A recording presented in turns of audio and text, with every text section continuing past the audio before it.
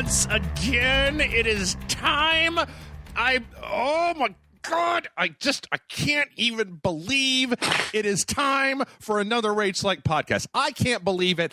I don't even know what you're listening to right now because this is obviously not a thing. We've done like 140 of these motherfuckers. It's just, it's crazy. And I gotta love your enthusiasm for it. as if all of that wasn't good enough, as if all of the Rage Select coming directly into your ear holes and your face holes and stick the earbuds in your nose. I don't know what you do. You do whatever. You do you. I'm doing me. I have with me a man who is set to rule the world. He is taking over one page of the internet at a time, just like Genghis Khan and his Mongol hordes. He's ransacking all of Vimeo and your Facebook account. He came up with those new stupid icons on Facebook. Mark Zuckerberg just stole that shit from the world famous host of History Buffs, Nicholas Q. Hodges himself, right here with me on the Rage Select podcast. Hey, how's it going? That's so sweet. I'm doing all right. I'm doing really, really good. Thanks, man. So we have to start, before we get started here, we have to say that, like, I have to say congratulations, Nick. Thank you. You now have 4 times as many YouTube subscribers as me, and I hope that when you're a multimillionaire that you'll, just I don't require much, just my own Taco Bell franchise here in Austin. Or, I mean, if you have the money, I will take corporate ownership of Taco Bell so we can get rid of that goddamn quesalupa fucking abomination and get back to the good old-fashioned Crunchwrap sliders that I'm so into. So, but no, if only subscribers meant that we were rich. No, it doesn't mean jack shit at the end of the day. It really. Well, okay. Let's break it down here. How long have you had a YouTube channel? I've had it since July last year. Okay, all right. So, little less than a year, and you have you've gone from 0 to what is it now? Like 46,000 YouTube subscribers. Like it's 51,000. What? Holy shit! You broke 51. Okay, 5 times the number of subscribers that Rage Select has. Damn, dude. Like, yeah, I have to say. Yeah, that's incredible. I am so proud of Nicky Poo, and that's the last time I'm going to call you that, because now that you outrank me on YouTube, all you have to do is snap your fingers, and then it's just like, boop, my channel is gone, all my videos have been deleted.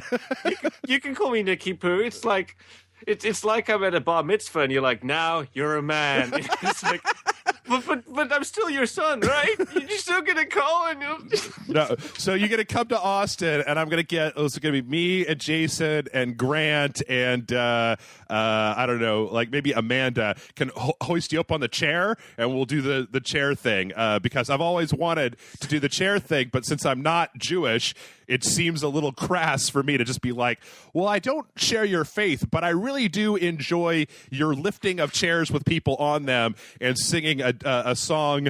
I really dig that song that they play in the movies whenever they lift somebody up on a chair. So. No, me too, yeah. No, I would love to, I'm really looking forward to coming out to Austin, Texas and just hanging out with you guys and getting shit-faced. I mean, like, my social life has gone to hell, basically, because I'm just working all the time. So. Welcome to my world. I don't like it.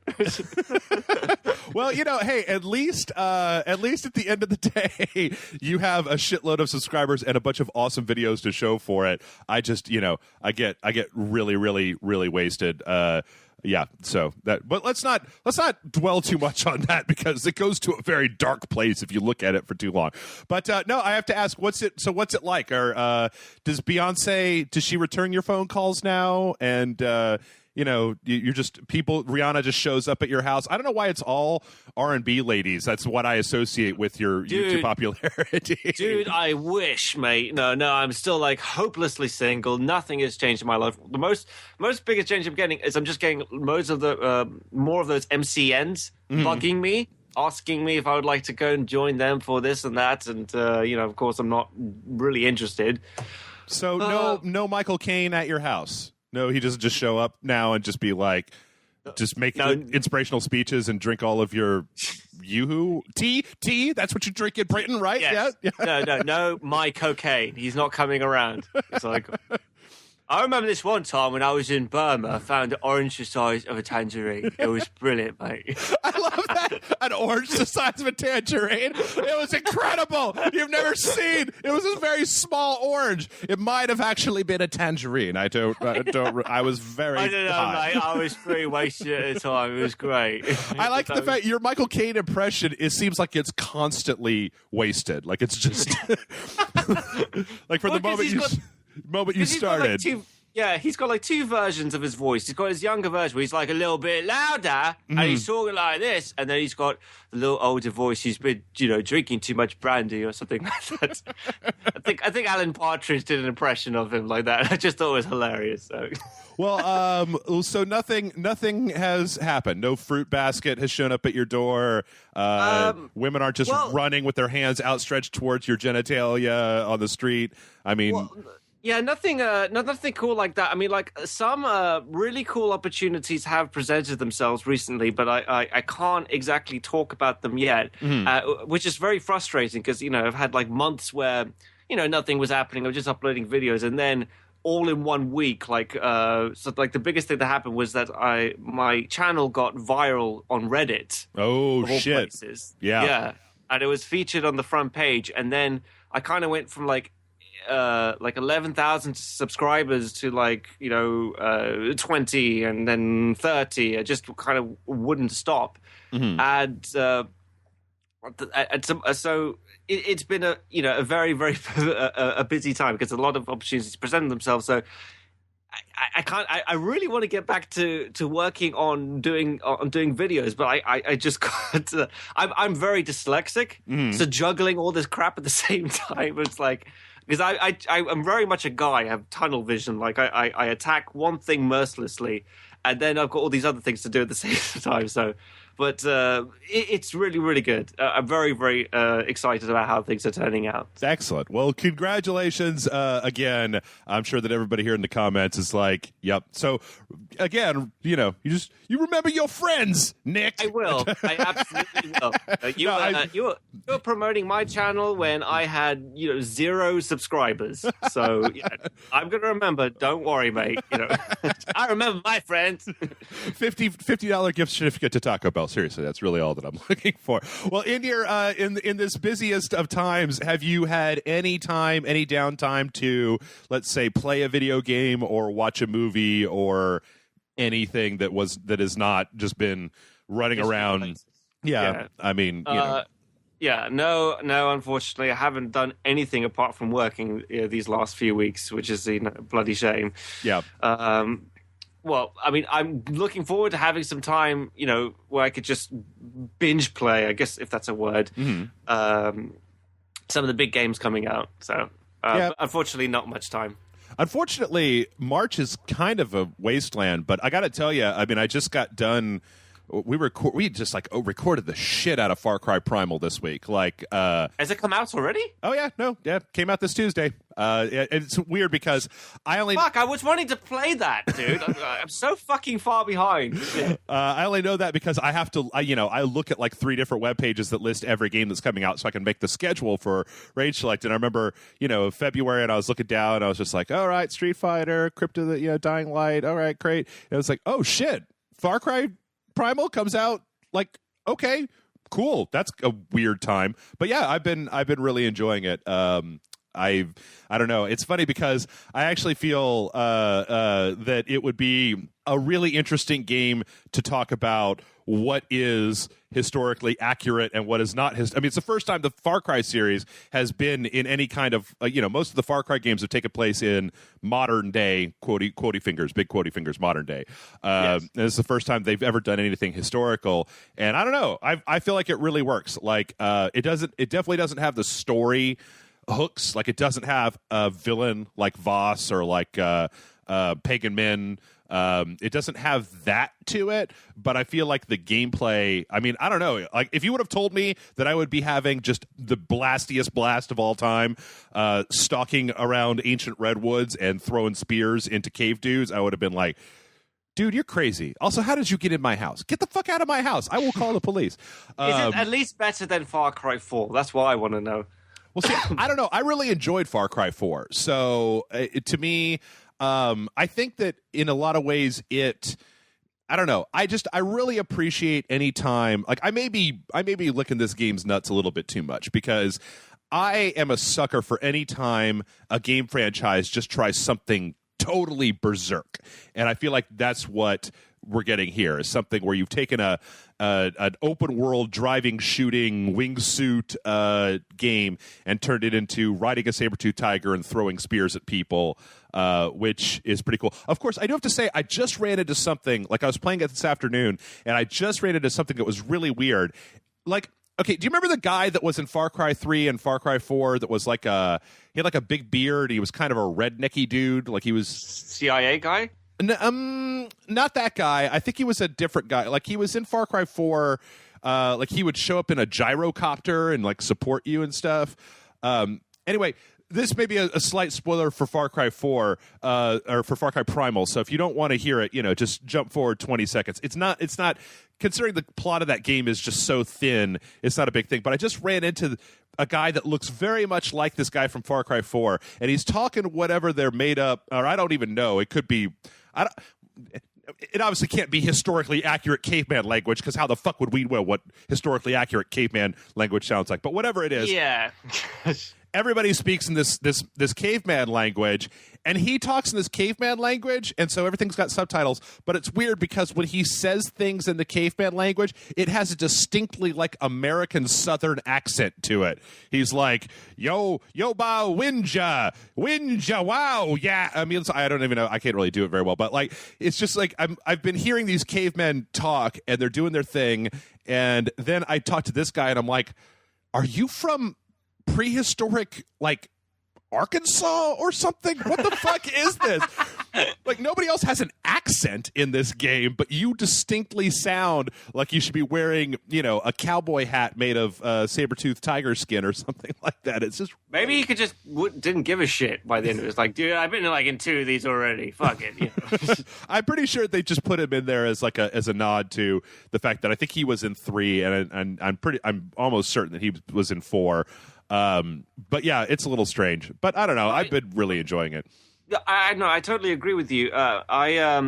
When my brother told me about the new Far Cry game, I was just like, dude, I don't really give a shit anymore, because I wasn't particularly fond of Far Cry 4, and I was getting kind of sick of the whole, because it was a direct replica of the first one. Right. And then he said, "Oh, it's set in caveman days." I was like, "Excuse me?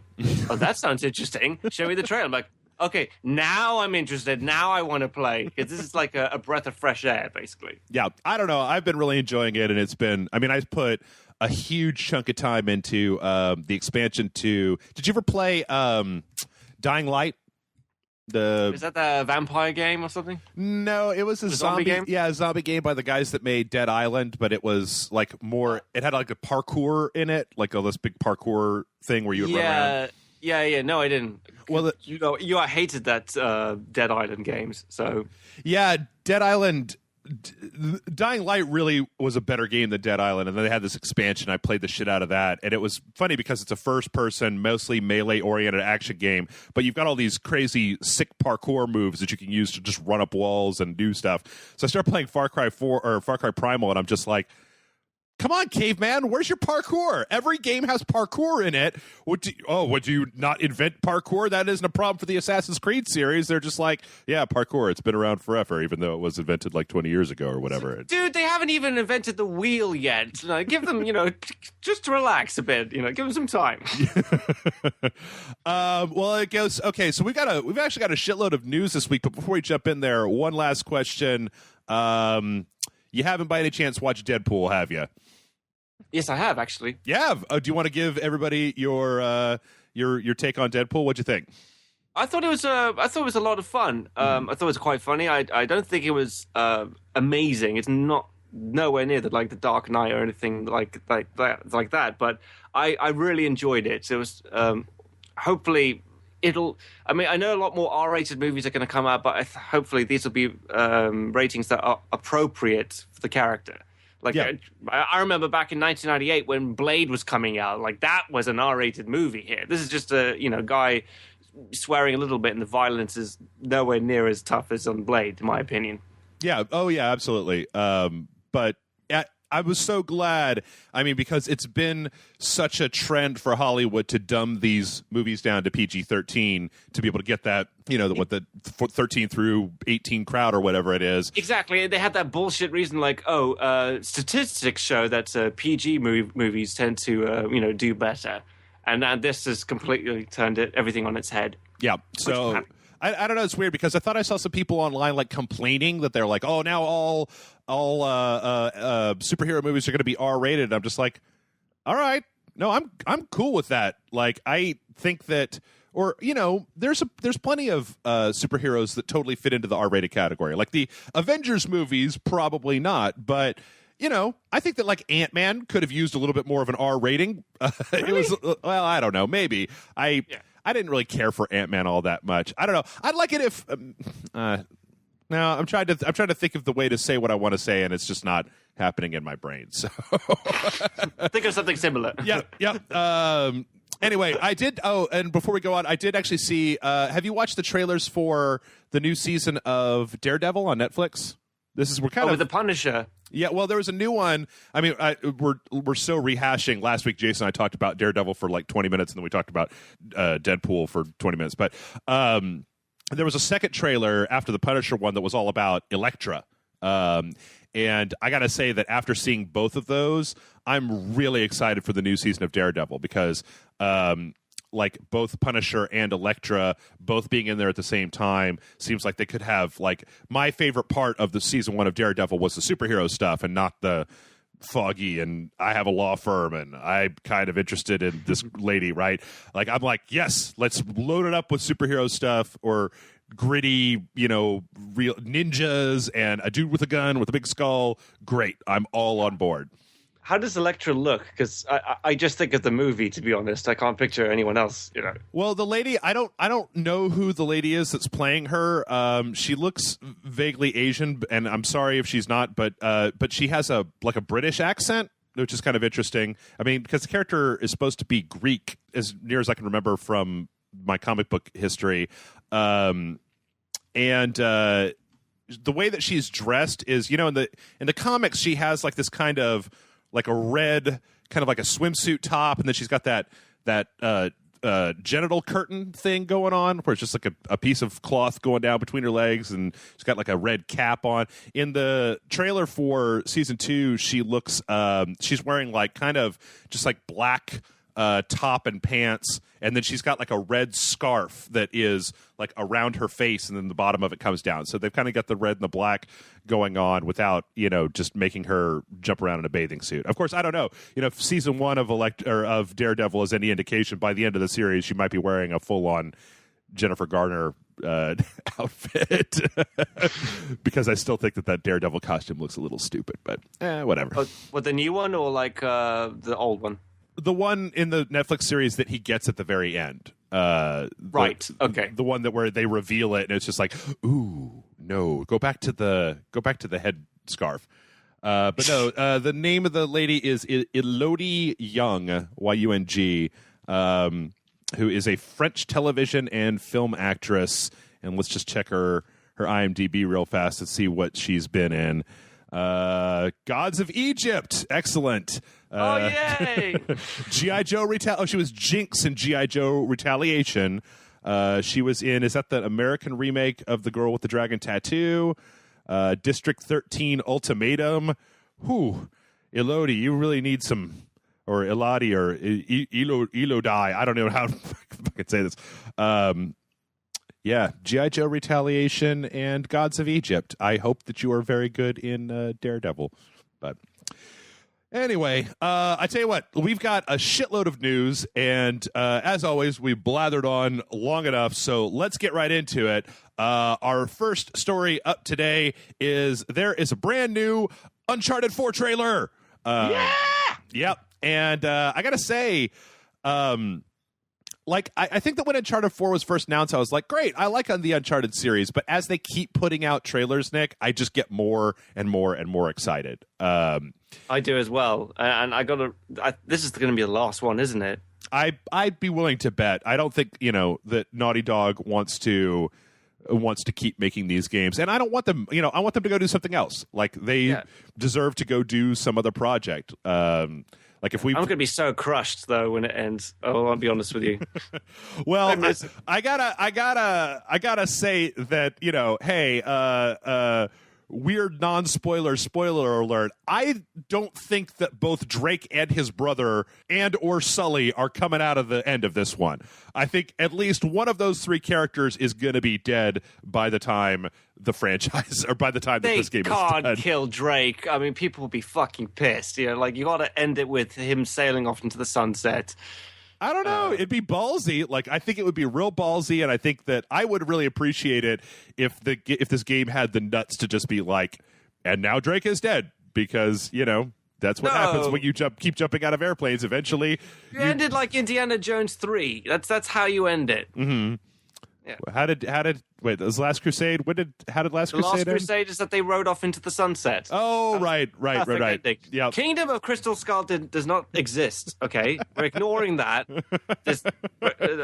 Last Crusade is how it ended. I gotta tell you, I'm actually looking at this trailer right now, and it's funny because they had that first trailer for Uncharted 4, and it just like the face on Drake looked like it was one of the best pieces of just imagery I've ever seen in a video game.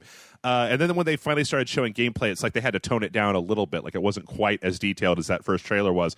But I tell you what, this new trailer, the story trailer, like everything is so beautiful. Like all the places that they're going, and they've got this one scene where they're just like driving up into like it looks like Africa, like the kind of just plains of Africa. They've got some kind of lush jungle stuff. All of the characters and their emotions, their faces look excellent. Just every frame of this trailer is just like, it's like sumptuous, Nick. It's like it's a very, very, it's a flavor explosion in my eyes, if that metaphor makes any sense to anybody. No, it does. I mean, like these kind of games are the reason why I bought a PlayStation 4 in the first place. Mm-hmm. And it's when this comes out, it's going to totally justify my purchase. I cannot wait. It's going to be so cool. Also, we see, I believe this is the first time that we've seen Elena in the trailers. There's actually one, I was just watching it, there's actually this one kind of just snippet that looks like, Elena and Drake, like, eating pasta, sitting, like, in a living room somewhere, and it's just like, great, all right, domestic bliss. But I don't know if you know this, Nick, but there was actually a bit of a controversy about this particular trailer. Why? And in fact, the trailer that you've seen has been altered from the original trailer.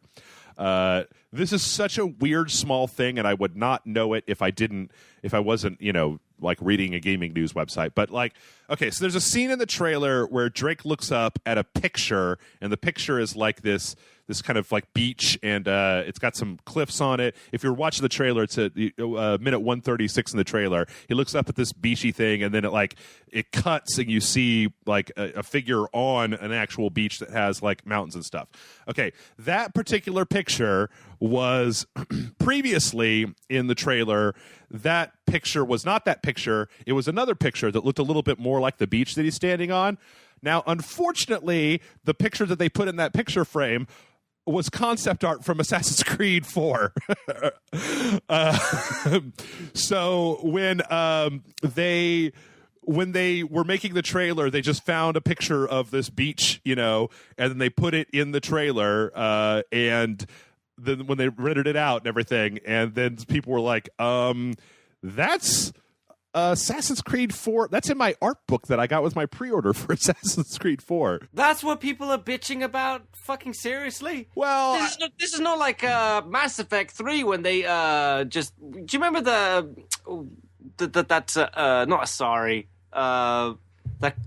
Quadrian woman that you hook up with in the game? What's her name? Ooh, I don't... Right. Okay, so like she gives Shepard a picture of herself because you never see her without Quarian. the mods. You're talking about Quarian. Tally, yes. Quarian, right. So she has a picture of herself without the helmet on, and it's just, they took some random stock photo of some model somewhere on the internet. Right. And they said, fuck it, we'll slap some tentacles on her or whatever. I think they took some of her fingers off and then kind of like did some weirdness to her face. He's like, don't you think this will piss people off? Nah, it'll be fine. You know, it will Photoshop her fingers off. Yeah, she looks like a Aquarian now. Yeah, there we go.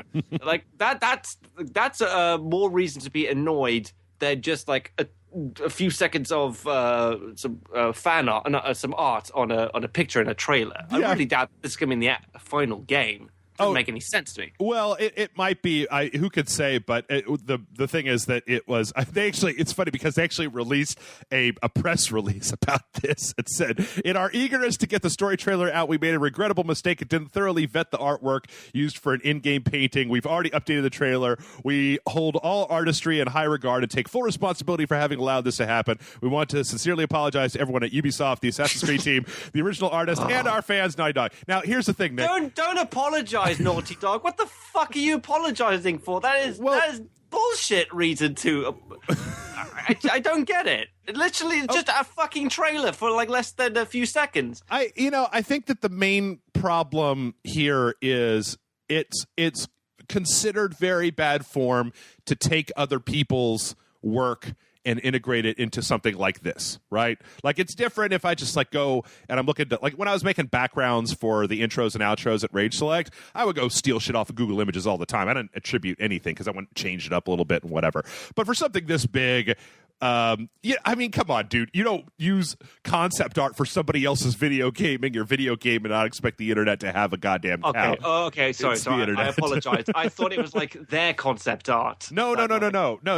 This is Uncharted 4. That was Assassin's Creed 4 concept art that made it into the trailer. So okay. sorry. I didn't explain that well enough, but yeah. Okay, all right. And it's funny because actually I was looking at the blog post for this. It actually, the original concept art on the Assassin's Creed 4 stuff, there was actually a little person standing on the beach in the picture that they photoshopped out when they put it into the frame. And so I don't know, is this like much ado about nothing? Like, it's really, I just thought it was kind of funny to say, that Naughty Dog made this truly grandiose trailer, and the internet was like, wait a minute, that's fucking Assassin's Creed. I mean, like, also, though, I'm totally on board with, like, if you make a piece of art and somebody else uses it, like, my friend Matt Frank draws these Godzilla comics, and he has this constant problem of having to shut down people who will take his Godzilla art, put it on a T-shirt, and then put it on YouTube or on Etsy or like eBay and sell it without asking him permission. They'll just rip his art and put it on a shirt and then sell it. And this isn't exactly the same thing, but I'm a big fan of making sure that when you use somebody else's work, that you at least give them some kind of credit, unless it's puppet intros or outros, in which case all bets are off, and it's just a Wild West internet. You can't be expected people to do a thing. So anyway, speaking of Ubisoft, we already had a story that said that there isn't going to be an Assassin's Creed game this year, and I think that, I mean, I'm sorry, folks, I've stopped reading some of the comments on some of the things because, as Nick is now able to attest, it could give me a virtual Skype high five. That shit will drive you nuts after a while. Yeah. I can attest to that. But they get worse, Jeff. Hey, man, I don't want 50,000 YouTube subscribers. No, actually, that's not true. I want 50,000 YouTube subscribers, and at that point, I'm never reading another comment ever again. So anyway, so we now know that there's not going to be an Assassin's Creed game this year, and I think that's great. That franchise needs to take some time and let us get pumped up for it, right? We need to have a new one. Maybe take 2 years, build a new one from the ground up, really put your back into it, Ubisoft. But today there was another story at a Q&A session with CEO Yves Guillemot, where he said that they probably don't even want to bring it, like, once it comes back, that they're probably going to not even try to continue it as a yearly franchise. That they're probably going to keep doing it, like just making good games and then putting them out when they're done, instead of rushing to get a new Assassin's Creed out every year. And thank God. Yep, allow me to take them long enough to figure that out. Clap a second time and say thank you very much. Now, could you call up Marvel and tell them to quit releasing a new Marvel Cinematic Universe movie every 2 months, because I don't have time to get excited anymore for That's totally different, mate. Anyway, though, I think that's a great decision, and I'm glad that they are. I'm glad that they're taking a step back because it needs to be done. I mean, my excitement level for Assassin's Creed, as opposed to something like, say, Uncharted or Metal Gear or something that comes out like once every 3 or 4 years, like a new Blizzard game or something like that. Like, I have time to get all ramped up and excited because I know that it's going to be some time before another one of these comes out. So you show me a trailer and be like, it's going to be 2 years until this game comes out, and I'm just like, ooh, I can't wait. And yeah, in the end, quality always wins over quantity. That's my opinion. Don't tell me that. Hey, shut up. I know you say that, and I'm just like, I didn't mean it like that, you son of a bitch. Fuck. I'm talking about video games. Now I feel like a dickhead. My YouTube channel has like 15 videos, and your YouTube channel has 1,500 videos. Fuck you, yeah, there you go. There you go. That's what I was looking for. All right, next up on the hit parade, Hitman Legacy. There's an opening cinematic that came out for Hitman Legacy, and I don't know, you probably haven't played. There was a beta that came out, Nick, that was Agent 47, it was like a prequel to everything else he's ever done, where he's basically being evaluated in this kind of like compound to see if he's a good enough hitman to be on board of the, what do they call those guys, like ICS or SCS or something like that is the name of the organization that he works for. It's something like that. It's way better than the crappy movie where they just call it the organization. I was like, you lazy fuckers. But all right. But this is actually a really cool trailer because it kind of like condenses things that have happened in a bunch of the other Hitman games into this one cinematic kind of like montage of Agent 47 just, killing people like he does. I was going to ask you that. Like, it felt very familiar to me. These are like famous assassinations from all the games, right? I'm pretty sure they are. I'm not as familiar, but the description, like, I'm going to tell you this. I'm looking at this on the I don't know if this is the official YouTube channel for the Hitman franchise, but it's called Hitman. But the description here says the Hitman opening cinematic bridges the 20-year gap between the end of the Hitman prologue and the Sanguine fashion show in Paris. In that time, the events of the previous Hitman games take place, and the opening cinematic shows the highlights of Agent 47's career to date. Like, some of these I don't directly remember because they were probably in games that I haven't played in 10 years. I mean, I know that at the opening they've got him with that sniper rifle kind of like in that weird squatting position, and I remember that. He kills a dude with the fugu and the fugu poison in the sushi. I remember was in that. The first game. Yeah. The other two, I mean, there's a guy in a pool that he drowns, and there's a guy playing the violin that he strangles, or the cello that he strangles. I don't remember those. I think that this last one, though, where he shoots through the glass and kills a guy. That was an absolution, and the other two were. I don't think about the pool bit, but when he definitely kills the guy with the cello, that was in Blood Money. Okay. Yeah. Well, so then that probably means that the pool one was in Hitman 2. I think I don't know. It's been so long. I can't remember. Yeah, me too. One thing that I really do like, though, about this trailer is that the monologue that's kind of over the top of it is this person that's talking about how over the years Agent 47 has been changing the world through assassinating various groups of people, and kind of asking the question about, like, do you even know what world you've been creating? And at the very end, I'm sorry, I haven't been keeping up with a lot of the news for this, but they've got this character that's standing in Paris that's like almost seems like it's going to be a rival for him, right? Somebody who he's like, I have to live in this world, and I have a purpose. So I don't know. I like what I'm seeing here. Again, I wish it wasn't episodic, but hey, whatever. Me too. That's kind of my biggest problem with it. And I hope it at least has some story. If it's not just like self-contained missions and that was it, that'd be kind of boring to me. I think that, for what we've seen in the beta so far, it seems like it's going to have a fair amount of story. But I don't know. It looks really good, and this particular intro it's really striking. Like, it's just a very well put together opening cinematic, and it's very, very beautiful. So I don't know. Check it out. All right, let's see. Next up on the hit parade. Oh, Nick, my heart is breaking.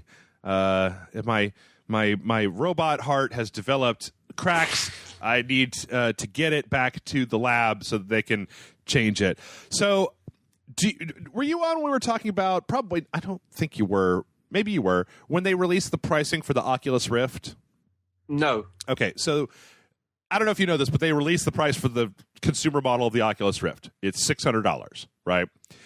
Which is, to me, I was kind of like, ooh, because for me, that would be $600 for the headset and $300 to upgrade my video card on my computer to be able to run it effectively, right? So it'd be basically $1,000 for me to get an Oculus Rift consumer model and put it on. So I had some high hopes when they said that the HTC Vive was going to be priced out very soon, which is Valve's Oculus competitor headset. And I knew that the Vive had like a more, I think it's got like higher resolution screens in it. And it also is coming with these 2 like wands that you can use to do kind of like interfacing with it. $800. $800 for this headset, and it's going to ship with Fantastic Contraption and Job Simulator, the 2050 archives, which both of those, I don't know about Fantastic Contraption, but Job Simulator is this like kind of weird, funky, like surgery simulator style game. It's still quite a bit of money though, right? Yeah. Oh yeah, absolutely. The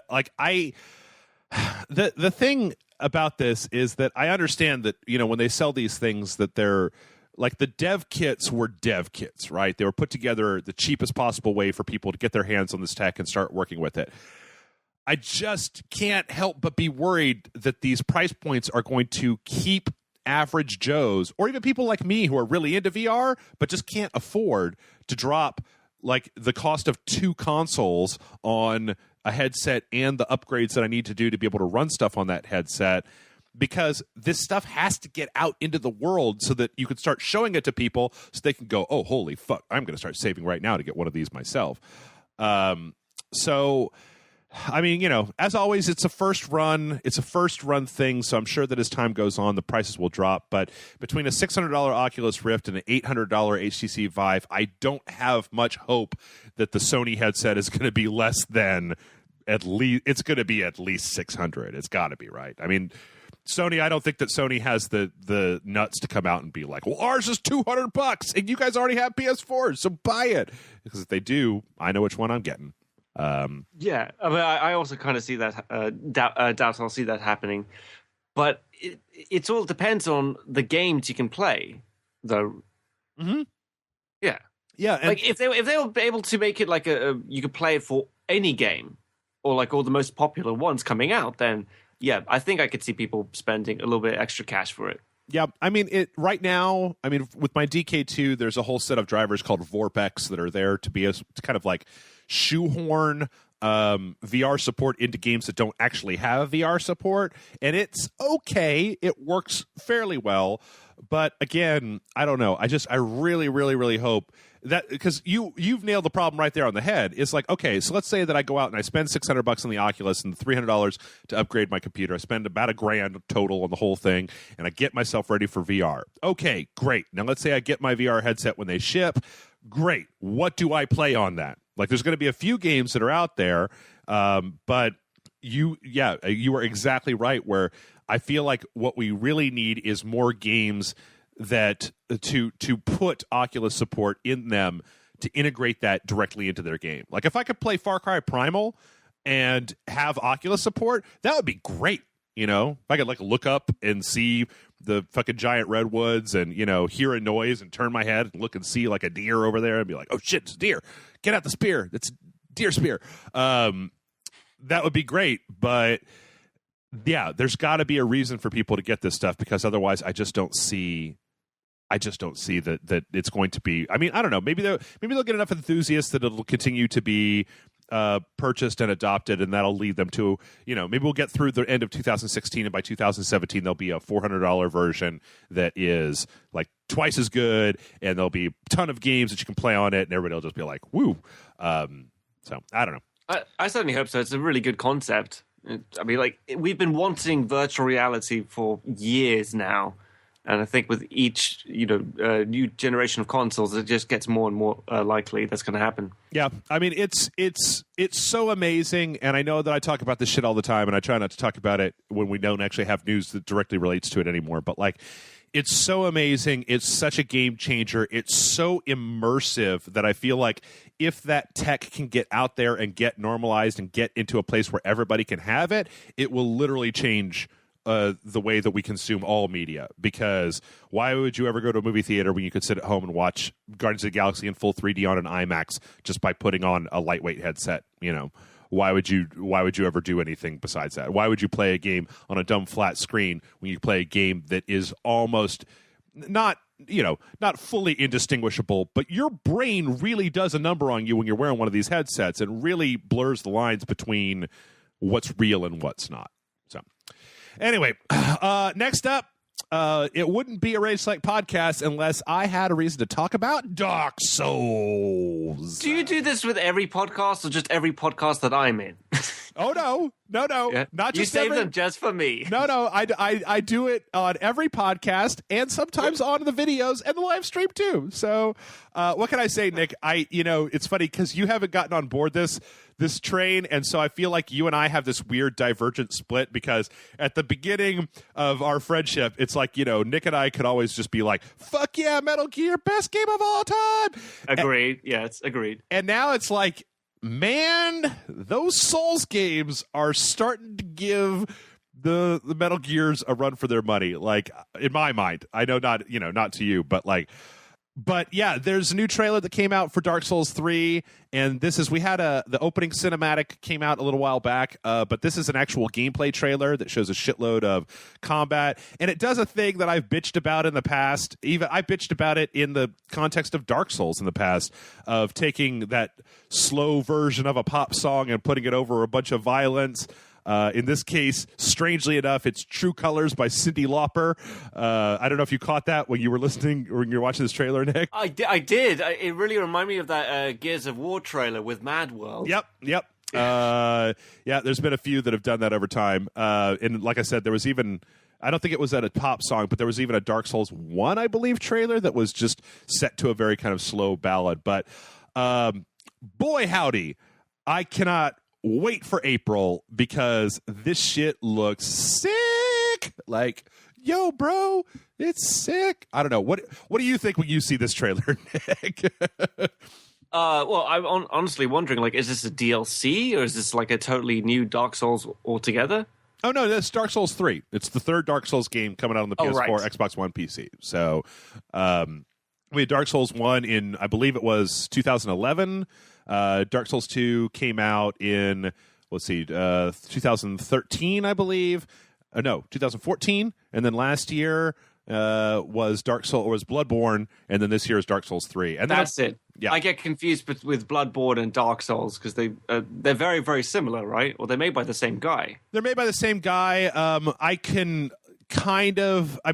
Bloodborne is very kind of like Victorian Cthulhu steampunk, and Dark Souls is much more knights in armor and swords and sorcery. Like in Bloodborne, your character has a big weird weapon and then a gun, whereas in Dark Souls you have like a sword and a shield, and it's much more medieval style. But I don't know. What do you think about when you see the action here? How does it strike you? Action and bosses and craziness? It looks very, very painful. Which I think is appropriate for this kind of game. Does this trailer make you in any way, shape, or form have a desire to play Dark Souls? No. In fact, it's made me even more wary of this game. And just hearing stories of like, I played the entire game without any weapons at all, with just a shield. Yep. It took me like 27 hours, but I was able to do it. Oh, man. The things that people do with the Souls series are nuts. There was a guy I listened to this other podcast called Bonfireside Chat that is mostly all about these games. And they had a guy on who was like, yeah, I played the entirety of Bloodborne where I just punched everything. I just didn't have a weapon and just punched everything in the game to death. And it's like, you crazy madman, what is wrong with you? But I really like what I'm seeing here. Like, I love Miyazaki's designs. Like, they're kind of unnerving and they're really interesting. And this seems like they've toned down a little bit of a phenomena that was in Bloodborne, where everything seemed to be very hairy. It had a lot of like weird particle hair coming off of it. So there were some monsters in Bloodborne where it was hard to even see what the hell was going on because they had all these like hairs and flaps and shit coming off of them. Whereas this seems like it's a little bit more, there's bigger monsters. I don't know. I cannot wait. I'm so glad this game is actually coming out right around my birthday, and I'm like, I know that it's not, Nick, but I'm like, it's my birthday present from Miyazaki. Yay! Would you be so pissed off if they actually dumbed it down and made it easier to entice new players, the series? I like the difficulty, but I don't revel in the difficulty. Like, I feel like if there was a way to turn the difficulty level of Dark Souls down, I feel like that would really be kind of a betrayal of what the series is about, but it wouldn't stop me from playing the game. Like, now, if the normal difficulty level had been toned down, I just don't think that's going to happen because, Bloodborne was like Dark Souls, except you didn't have a shield, and all of these big ass,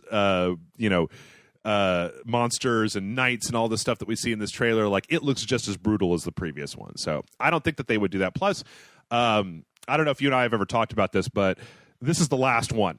They're not making any more Dark Souls games after this one. So I feel like it would be they would be making a huge mistake if they were to make it super easy on the third one.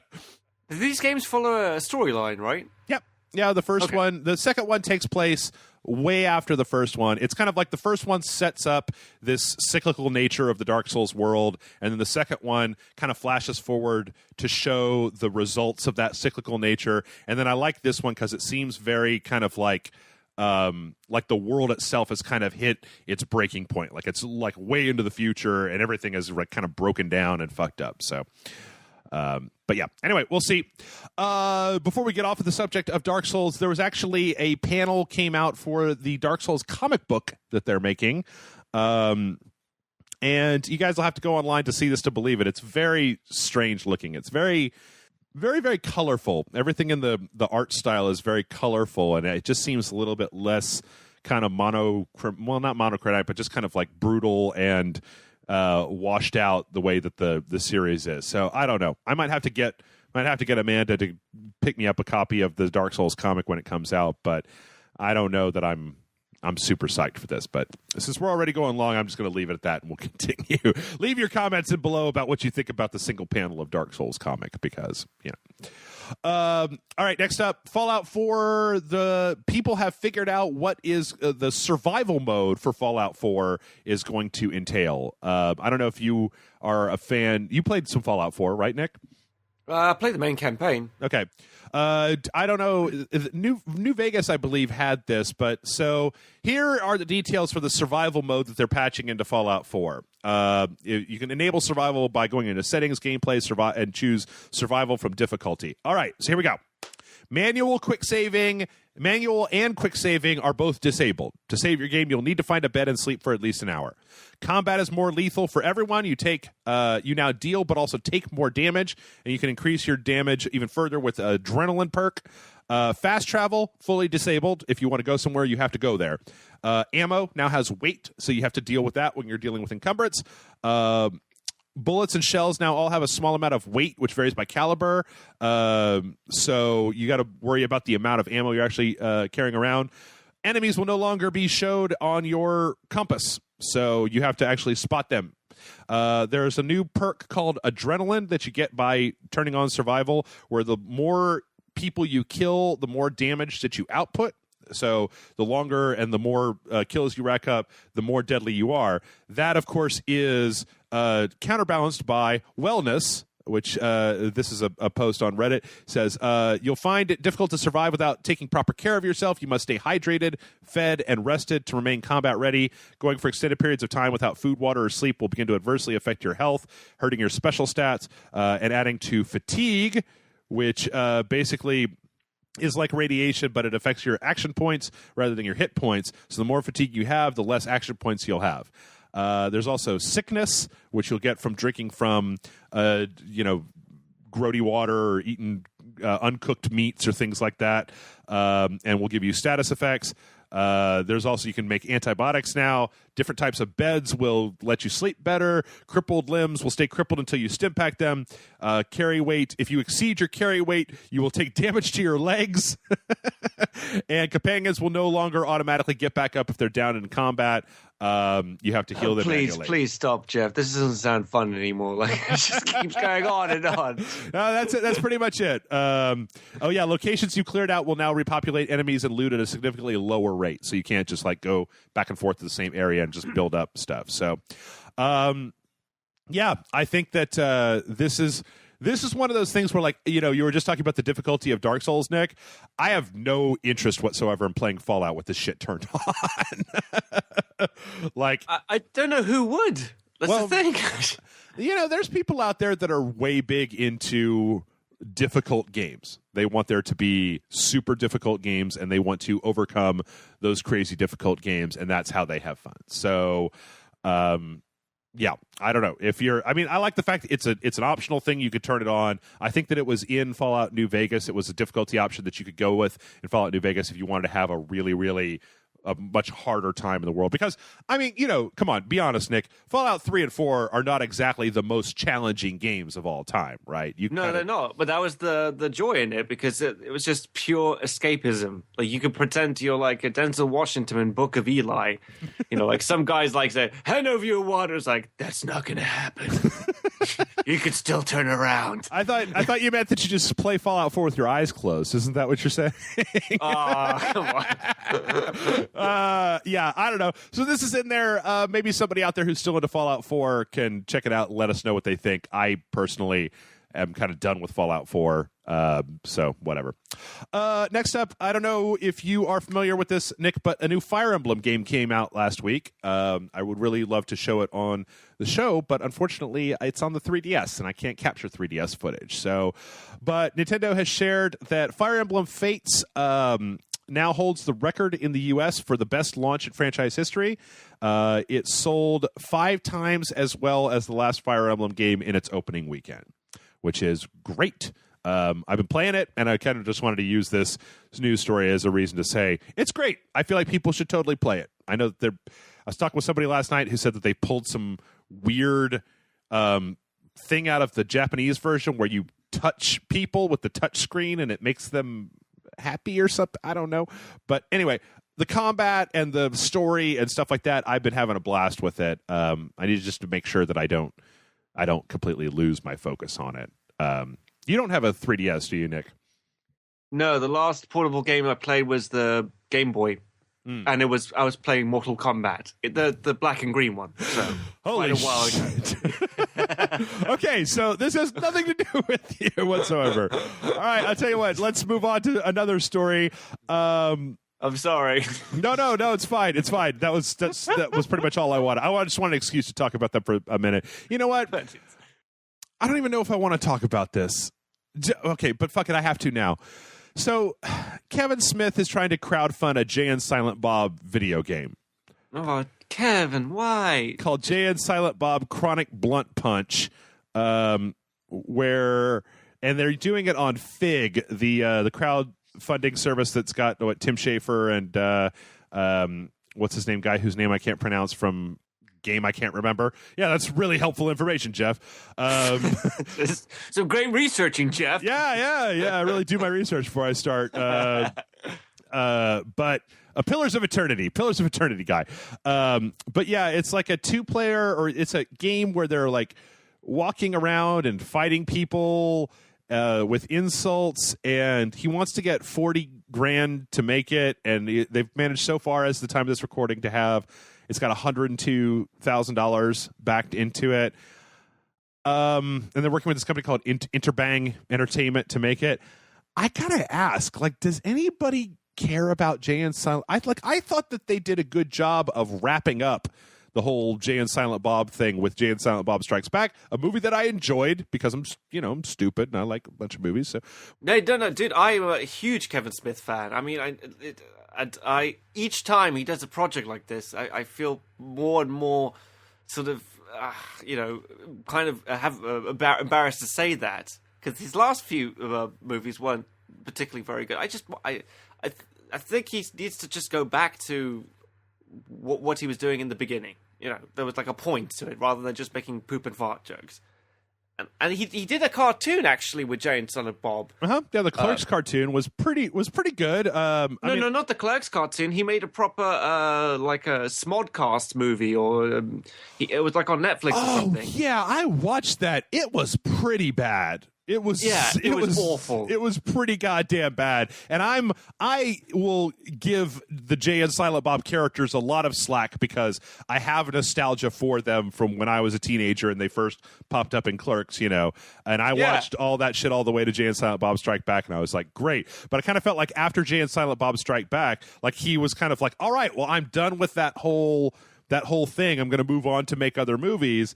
And then he just keeps kind of dipping his toe back into that stuff. And it's like... Because it's the only thing that sort of makes him really any money. And you know what? I absolutely loved Clerks too. I thought that was really funny. Yeah, I did too. It's nowhere near as good as the first one, but like this just reeks of desperation. He's not doing it out of any creativity anymore.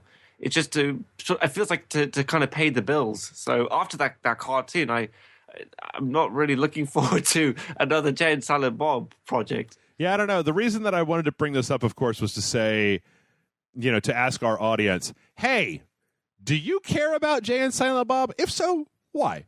Just let us know in the comments. Yeah.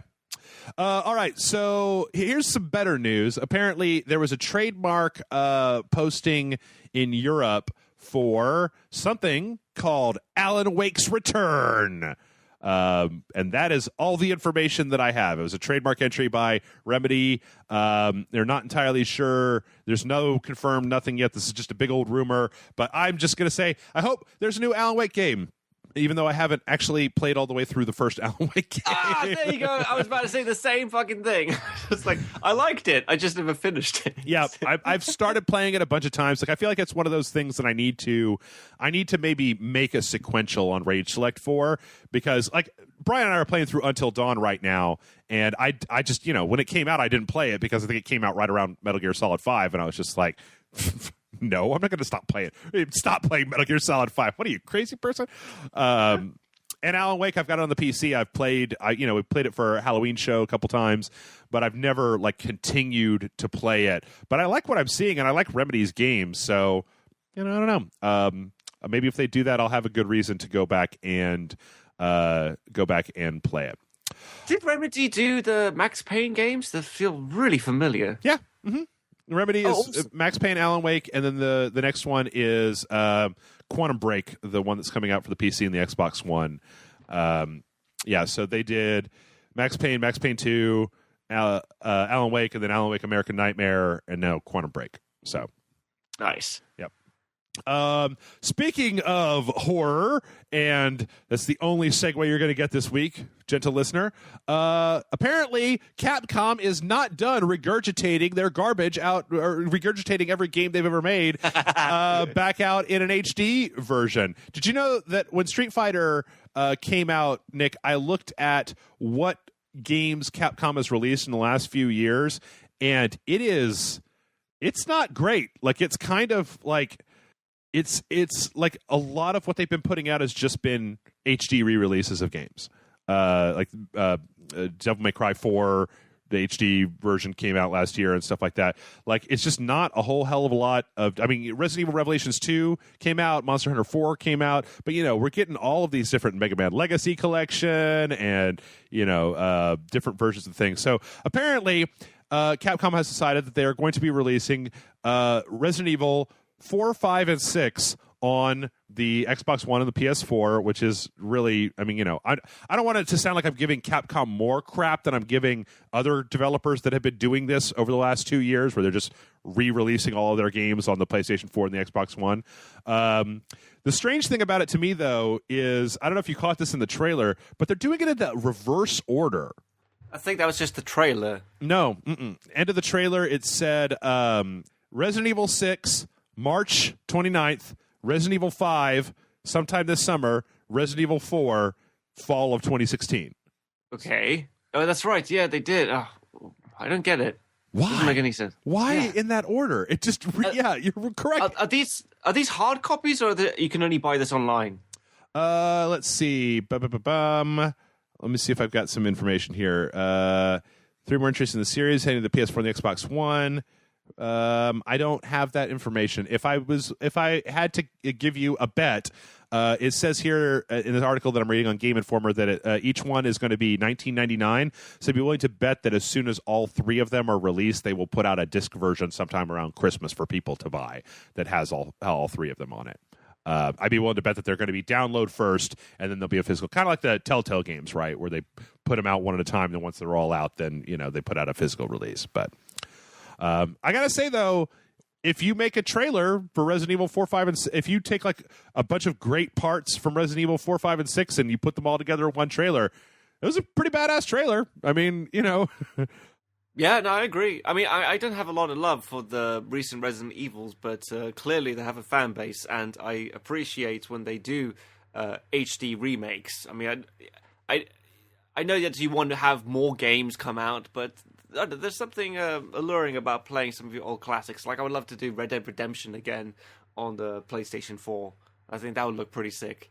I mean, they may do that one day. I'm not 100% sure. It's been so long. And it's funny because as near as I can tell, Red Dead Redemption is like the only game from Rocksteady that you can't buy on the PC. That there was never been a PC version of Red Dead Redemption. I mean, you can get like Grand Theft Auto 3 right on the PC. And you get Vice City on the PC or San Andreas, but you can't get Red Dead. You can get LA Noire. You can get GTA 4 and 5. So I don't know. It's interesting. I don't know what their aversion to putting out that one particular, because I want nothing more than for them to put out a PC version of Red Dead Redemption so that the modding community can go in there and make like super high resolution textures for everything so that we can have like the best looking version of Red Dead Redemption of all time. Yeah, and actually I prefer it to the GTA games, to be all honest. I think that's my favorite out of the lot. Yeah, I don't know. I've never thought about which of those. I mean, I really do love me some Red Dead Redemption. Yeah. But I don't know. I really do love me some Grand Theft Autos as well. So, all right, we got 2 more trailers, then we're going to take a break. First up, they're adding the Arbiter into Killer Instinct. I'm pretty sure this trailer probably just completely flew past you, Nick. Yeah, could you explain to me what Killer Instinct is? Killer Instinct. Okay, so Killer Instinct is a fighting game from back in the olden days. It was an arcade game back when I was just a teenage whippersnapper that was all about big combos. So Killer Instinct 1, Killer Instinct 2, and then at the launch of the Xbox One or very close thereafter, another company put out a new 3D version of that franchise of Killer Instinct. This is actually a really fun game. Like, I've played it, and I think that it's real fun. They've got this really cool kind of like combo thing. But then they've had these seasons where they had season 1 and they were releasing characters, and they had season 2 and they released a bunch of new characters. Now they're on to season 3, and they have been announcing the new characters that they're putting into the game. And so this character, the reason I say that this probably just goes completely over your head is because I don't know if you know who the Arbiter is, Nick, but he's... I know who the Arbiter is. I don't know who the other guy is. Oh, the other guy is a character from the Killer Instinct series. Okay. I forget what his name is. T-Hawk, maybe? Here, I'll look it up. But yeah, so I don't know. This trailer is pretty cool. It looks like they're bringing in a new stage that's very kind of like Halo themed. It's in a big Covenant temple, or what, I don't even remember what they call those guys when they're not in the Covenant. But there's a bunch of ships crashing behind. It looks like the Arbiter has a bunch of kind of, mostly he's fighting with his sword. So yeah, it looks pretty cool. I mean, I think that I like the way that Killer Instinct keeps their game going by letting you kind of download it, and then every year they've been throwing more and more characters in. Like, so they had a character that they threw in, I believe it was last year, that was like a Japanese ghost lady that does like kind of crazy weird attacks. Thunder. I'm sorry. Thunder is the T-Hawk is from Street Fighter. Fucking brain. But yeah, so that's season 3. We're also seeing Rash from the Battletoads franchise make his way into Killer Instinct in season 3. So, but yeah, it's a pretty cool trailer. I don't know. And then last trailer on our list, and this is one of those we gave some love to HD remakes. Apparently, they're putting out a redo edition of the original Postal. I remember when this game came out in the UK, I think it got banned because people were freaking out over the violence. And if this is the game that I'm thinking of, what the fuck are people bitching about? I really don't get it. Well, at the time, you have to remember that, let's see, when did the original Postal video game come out? It was like in the early 2000s. This was back, okay, so Postal video game released September 30th, 1997. You have to remember that, this is when parental groups were freaking out over Mortal Kombat. Jack Thompson was trying to get video games banned. This was back when video game violence, the likes of which is just normal for us these days, was portrayed as literally a thing that's going to turn our children into monster serial killers if we let them ingest it, or experience it is probably a better word. So yeah, it looks, I agree with you though. When you watch this trailer now, you're just like, the fuck? This is stupid looking.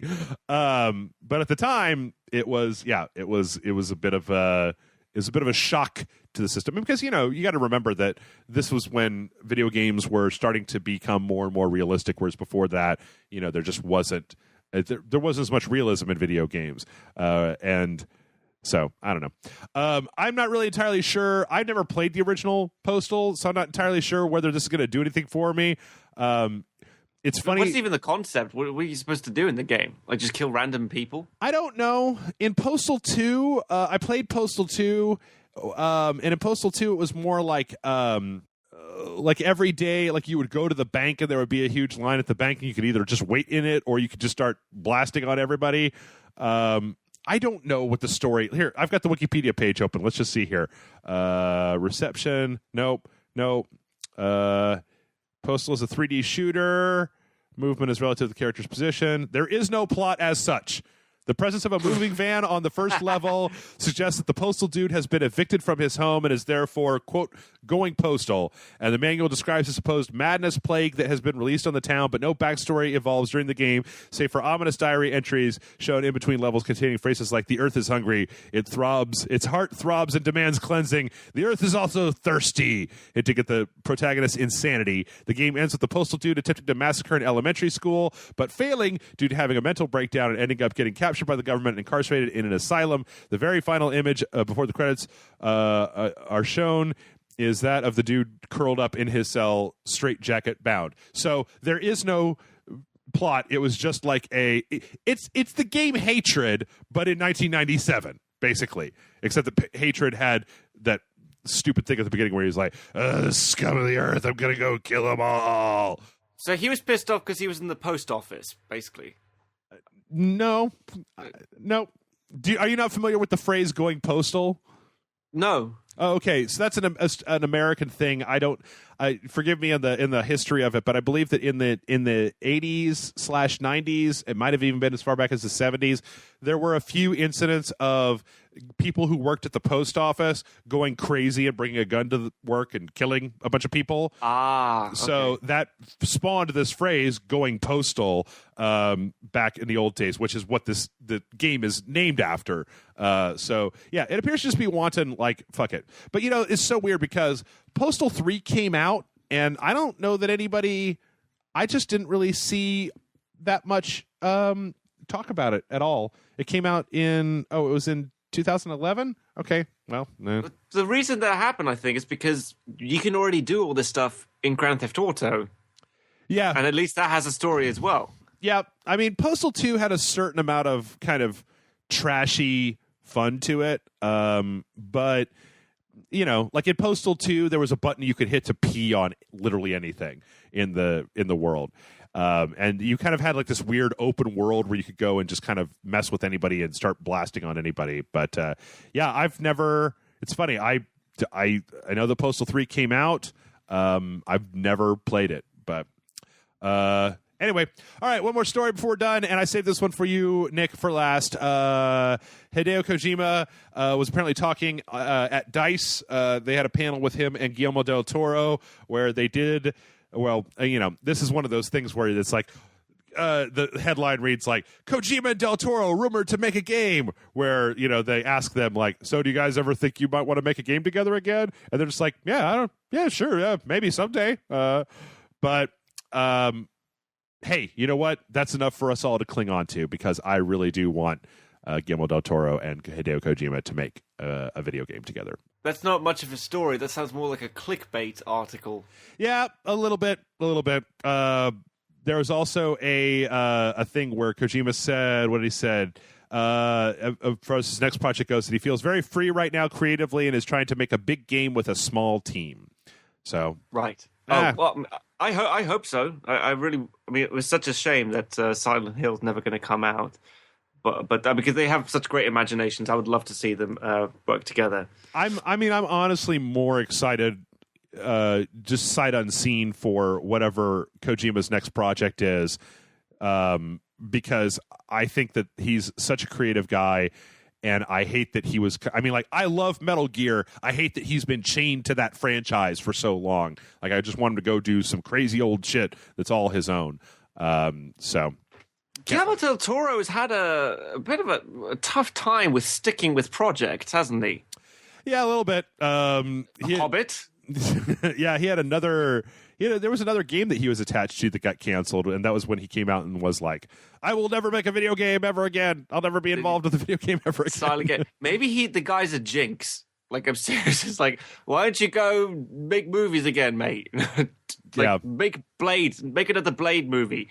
Well, apparently I was talking with Matt Frank yesterday. He said that he is, that Pacific Rim 2 has been like fully greenlit or something and is moving forward. He's not actually directing that, but he's producing it, which I can't wait, because I really like Pacific Rim. I like watching giant robots beat up giant monsters. So what you going to do?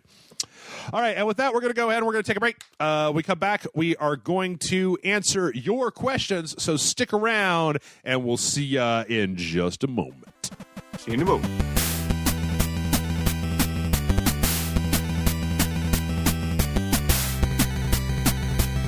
And we are back. And it is time, Nick, for podcast questions. And I have to say, actually, podcast questions have been getting a little light recently. I don't know if people are just tired of submitting questions or whatever. But, if you guys don't want to do the Q&A section anymore, we can always just, spend the second half talking about something that is not Q&A. I don't know, like something more about video games. I pick a topic every week or something like that. So, hey, you know what? Let me know if that's a thing that you would rather see besides the whole Q&A portion. Or, if you get a question, send it into mail@rageselect.com and we can totes answer them. I do understand, though, that out of the audience of Rage Select, Nick, that these are the people who have been asking us questions like every week for 5 years now. So I understand if you guys are running out of questions and you feel like you've heard everything, which is why I say, if you want to replace this part of the podcast with something else, I'm not opposed to it. Just, let me know. I could pick double the news stories, or we could just pick one thing that happened in the news this week and then, talk about it for an hour or something like that instead. But in any case, our first question today comes in from Ricky J, who says, "G'day, Imperators of the Rage Imperium. This is Ricky J on the site, loyal patron and longtime listener since the days of Bar. Quick question. Having seen the game dev world firsthand, do you think developers would rather be assigned to making franchise but slightly different games, say Bungie with Halo or DICE with Battlefield, for long periods, or would they rather be making completely new IPs regularly? I ask because a lot of the time, publishers force devs to remake the same shit over and over, but there's also some devs that choose to stick to familiar territory and never really branch out. One example I can think of was Creative Assembly, but then they made Alien Isolation, which turned out great. Thanks for all the awesomeness, and don't ever stop the holy work you do, guys. Benevolent gamer from the land of wallabies and wolverines, Australia. Cheers, Ricky J. That was not me trying to do an Australian accent, Ricky. Please don't tell me how bad my Australian accent is. I already know how bad it is. So I don't know. There's actually some interesting stuff to talk about in this particular thing. I mean, I feel like it's worth noting. I mean, I don't know, Nick. I don't know what your own feelings are about it, but I'm a sucker for new shit, right? Like, I love Absolutely. new franchises, new stuff. It's like in our news section, I was talking about both Dark Souls and Uncharted, and how I hope even Kojima and Metal Gear, right? About how I don't want to see these companies have to make the exact same game over and over and over again, or even iterations on a game. I mean, I feel like Kojima is probably one of the best developers as far as making a unique experience for every individual game, even if it doesn't always work right. Like Metal Gear Solid 4. I don't know. I have mixed feelings about the actual systems in Metal Gear Solid 4, but at least it's different. Like every Metal Gear game seems to play slightly differently when you kind of go down the line. You actually kind of miss some of the old systems because it doesn't exactly expand upon it. I mean, like, it'll do something different, and then it won't pick up on those same traits for the next game. Like, I missed it in a Snake Eater being able to hunt animals for food, and seeing that little cutscene of you eating snakes and spitting out the bones and getting bandages and fixing your broken limbs. Like, I haven't seen that in many other games, and that was my favorite part. Yeah, it was like going all Rambo. That's what I loved about it. It's funny because, like, I feel like a lot of people didn't like in Snake Eater the whole eating and medical component of it, and I felt like it's a system that could have worked. It just needed a little bit more refinement. Like the having to stop the game and go into a menu in order to do all that stuff was a little tedious. Like if it had been the sort of thing that you could just hold down a button and have an overlay come up over the game and quickly take care of that stuff. It just added a kind of an interesting element. I mean, it's, I feel like a lot of that is the same reason that people would probably want to play that Fallout 4 survival mode, right? Because they like that. They feel like that extra level of realism adds to their experience in the game. But as far as... Oh, go ahead. No, I was just going to say, like, there were some really funny moments in the game where I'm like, why am I losing stamina? Or, like, why am I losing health? I'm like, oh, shit, I missed a bullet in my leg a while back. Poor Snake. He's been slugging it through. I need to take care of you, mate. I'm sorry.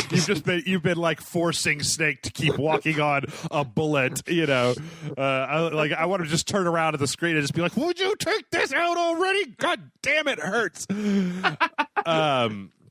But as far as let's see, do I think developers would rather be assigned to making franchise with different games, or would they rather be making completely new IPs? I think that, it's funny because if you're a person who works at a game studio, I'm sure that it must be great to be part of a studio that does franchises like Assassin's Creed, right?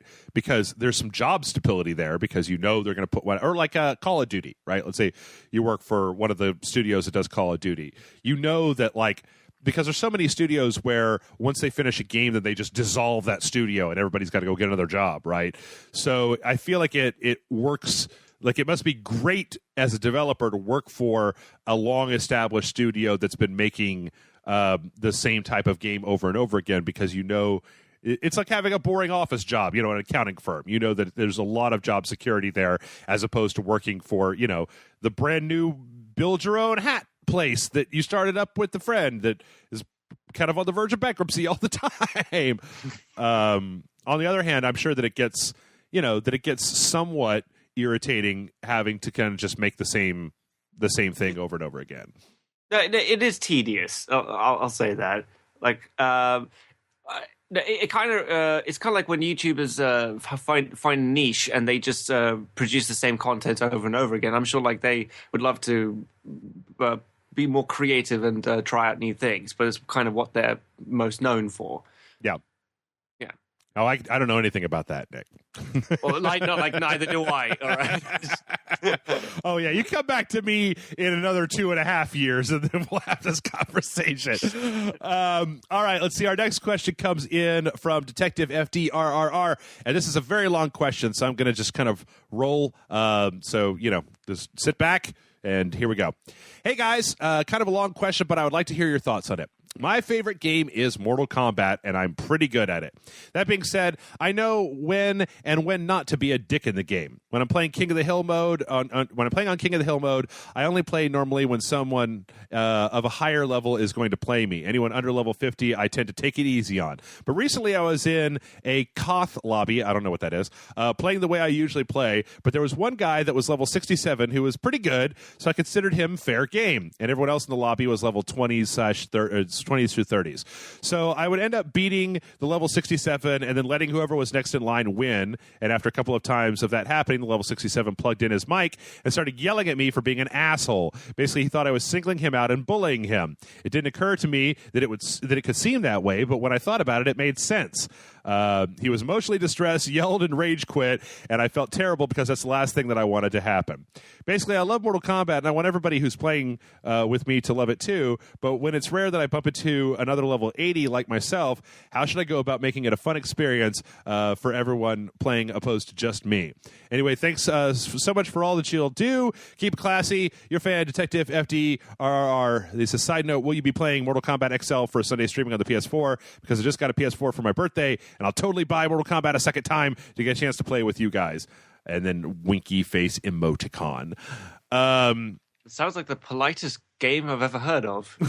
It's usually like, once you have the controller in your hands, it's fair game to everyone, like regardless of the skill set of the other player. Yeah, I mean, I like this question because I think that it demonstrates a thing that I feel like the internet isn't super good at understanding, and that is that your intent in the things that you do or the things that you say a lot of times online is easily misconstrued from somebody who is getting it, who's just looking at the whole thing from a different perspective, right?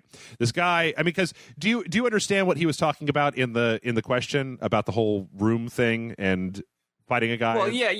So he's treating this other guy like a real threat, basically. And whereas the other people, he was letting them win, and the other guy spotted that. Right.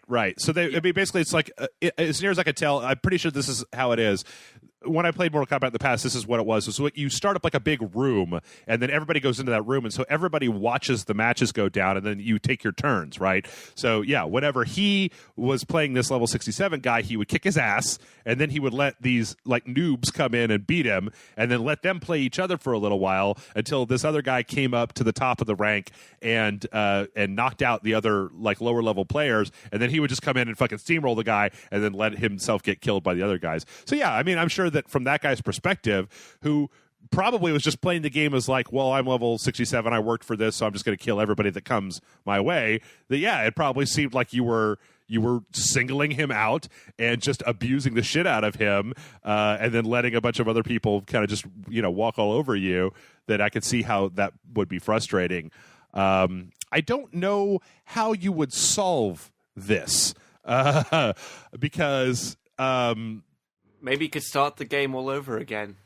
Yeah, I guess you could always delete your profile and work back up from square one, which isn't exactly a super great... I mean, because the thing with Mortal Kombat, right, is it's not like being level 80 in Mortal Kombat grants you access, I don't think, grants you access to, like, more abilities or anything. So if he goes back to be level 1, I don't know, you know what, Nick? That would almost be worse, because he'd be level 1 and he'd be getting matched with level 1 people, and then he would just smear the walls with their entrails because he's supposed to be level 80. I don't know. Yeah, but it'll be fair though, so he could justify it. Maybe. I don't know. There's a game out there called Rising Thunder that we played that I actually feel does a really good job, because whenever you lose at that particular game, like when you win at that game, your rank goes up, and then you play people that are of a similar rank to you. But when you lose to somebody at that game, your rank goes down. So it kind of normalizes to the point where, you keep playing up until you hit a tier where the people that you're playing are as good as you. And so, you don't ever want to be in a position where you're winning all of the matches, and you never want to be in a position where you're losing all of the matches. You want to be in a place where you got to work for it. Sometimes you're winning and sometimes you're losing. But unfortunately, that doesn't really apply to this particular question. It's a tricky thing, because if you let the other players win, it is kind of patronizing in a way. Yeah. But then, of course, if you don't, then you're seen as a dick. You know? I don't know. I was talking with a friend of mine last night about this in Street Fighter V. Have you ever been really into a fighting game before, Nick? Like any particular one? Yeah, I was into the X-Men games, like on the PlayStation 1 or 2, where I just played as Nightcrawler, and I did that teleporting thing and pissed everyone off by doing that again and again. So, yeah, have you ever... So, that brings up the question, is like, if you've ever been in a social setting where you've got a bunch of friends and they're all like, yeah, let's play Marvel vs. Capcom, and you're like, yay! And then within an hour, it becomes obvious that none of your friends are good enough to beat you, and then everybody's just like, I don't really want to play this anymore. Let's go do something else. And you're like, no, but I love this game. I want to play it. That's why I'm so good at it. They're just like, yeah, man, but it's not really just fun getting our asses kicked by you all the live long day. Yeah, usually I'm like that other guy. Mm-hmm. And what would be quite funny is that like I would know all the moves, and then like my sister say, "Oh, can I play?" I'd be like, "Yeah, sure." And then she'd be button mash, and she would kick my ass, and I'd just get really pissed off. She'd just do the same move over and over again. Oh, there's nothing in this world more irritating than somebody who does the same thing in a fighting game over and over again, especially if it's just like one. Like if you're playing Street Fighter and somebody who's just like, fireball, fireball, fireball, sure you can, fireball, fireball, fireball, sure you can, fireball, and you're just like, do something else. This is not even remotely interesting. I think, as far as the answer to Detective FDRR's question here, I honestly think after thinking about it for a few minutes that your best, if you want to do that thing, you're probably going to need to plug in your microphone and explain over voice comms what it is that you're doing to other, not to other people, but to the other people that are playing with you, so that it doesn't seem like you're just some colossal douchehole who is, just singling out one particular person and beating the shit out of them because, you're a sadist. If you get on there and just be like, hey, I like to play this game, but I want everybody to get a chance to play. So if I get to the top, I'm just going to let you guys win, and we'll see how it goes. If you be a little bit more gregarious about it, and a little just more open to letting other people know what you're doing, that would probably go a little bit. You're probably still going to run into people who are going to react like that guy reacted, because they just want, hardcore video gamers can be a very difficult thing to deal with, Nick. I've run into a few over the years where I'm just like, boy, I don't even understand why you're playing this. It doesn't seem fun. So, yeah, I don't know. Communication is really the only thing that I can say. Either that or, make sure that you're in rooms that are for your specific level only and don't have lower level people in them. Or I don't know, maybe... No, I don't know. Is it maybe just let the level 67 guy beat you, and then give him a one arm tied behind your back match and see. I mean, I think that's probably the thing that was most set this guy off, right? Is that you're just like, doop-a-doop-a-doo, I'll let these level 20 guys beat me. This guy who's taking this shit really seriously wins. And then every time you get up to him and you're just like, la la la, bah, well, fuck you. And then so, all right, our next question comes in from our friend Jujitsu, who says, hello, Ragecasters. Every so often, I like to go on YouTube and rewatch my favorite game trailers. Gears of War Mad World, Bioshock Under the Sea, and Bioshock Under the Sea. When it comes to AAA standalone games and franchises, do you think the art of making a great trailer is not as important, with the assumption being that the game alone will sell itself? P.S. on the subject, what are your favorite game trailers? Jujitsu. So he's asking, I'm trying to kind of untangle this. Do you think the art of making a great trailer is not as important, with the assumption being that the game alone will sell itself? I do think that games need trailers, because screenshots and gameplay footage, like that trailer for the Uncharted game, all the trailers for the Uncharted game that we talked about in the news section have just been like jazzing me up like crazy for that particular game. I don't know. What do you think about the importance of trailers when it comes to video games, Nick? No, absolutely. What I've started enjoying over the years is that game trailers have started emulating film trailers. Mm-hmm. You know me, I'm always more of a sucker for a good story rather than gameplay. Right. So the Uncharted series, Last of Us, Mass Effect especially, they've hit the nail on the head as far as I'm concerned of building up some really good trailers. Mm-hmm. I wasn't too fond of the last Mass Effect Andromeda trailer. except for because it was just really bizarre. It was just kind of out of left field, and then you got one where you just see the spaceship leaving Earth and going to the new galaxy. That was the one that hooked me. I didn't need to see any gameplay trailer. All I needed to see was that the spirit of the series was still there. Yeah, especially in a day and an age where we have less and less demos out there for things. I feel like a lot of times the trailers are the best way to get at least some perspective on what the game is going to be like. So let's see. I'm trying to think of some of my, I'll tell you what, as far as my favorite game trailers go, okay, I'm going to say right now, I'm going to leave Metal Gear and Dark Souls out of this because those both had really good trailers. Dark Souls 1 and Bloodborne had a really good trailer. So I'm just going to leave those out, right? I talk about those games too goddamn much already. So let's talk about your favorite trailers out there. I have to say that all of the Rockstar games have had really, really super great trailers.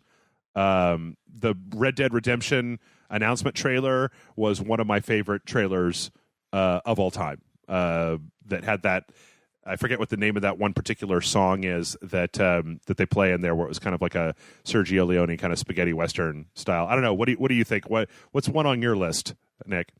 I think Deus Ex: Human Revolution. Mm-hmm. The music that I think that game had has one of the best soundtracks I've ever heard in a video game ever, and the way it complemented the visuals, and you get to get an idea of the gameplay, and also the world that it takes place in. It just blew me away. Mm-hmm. So, let's see. Man, there's so many out there. Let's see. Oh, I mean, you have to probably say that first Dead Island trailer. Oh God, the best game that never was.